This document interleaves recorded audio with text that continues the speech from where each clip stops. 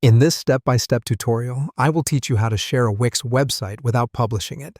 This is ideal when you wish to gain some feedback or inputs before making the final version of your website live.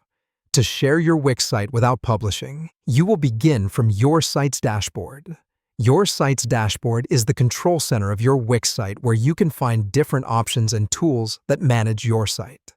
From there, you need to find a tool labeled Site Actions, which might also be represented by an icon of 3 dots located at the top part of your dashboard.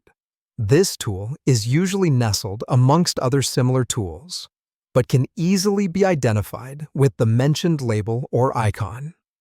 After you've found the Site Action tool, or the 3 dots icon, you'll want to proceed by clicking on it. This click will provide you with a drop-down menu displaying a list of sub-options that allow for different actions on your site. Out of these options, you'll want to select Get Feedback.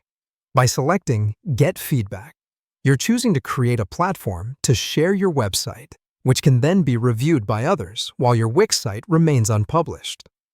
The next step gives you 2 sharing options offered by Wix. You can either choose to directly invite people to view your website or opt for creating a shareable URL. In the direct invitation approach, you can enter the names or the email addresses of the individuals whom you deem helpful for providing valuable inputs for your site. Alternatively, if you choose the shareable link method, click the Copy Link button, which automatically copies a URL onto your device's clipboard that can be easily shared via any method convenient for you. Having chosen your sharing method, whether via direct invite or through a link, the only thing left to do now is to distribute this access to your website to whomever you wish, whether it's team members, friends, family, or myriad critics. Sharing this link empowers them to view and comment on your site so you can get potentially invaluable feedback. It's important to highlight that they don't need a Wix account to do this.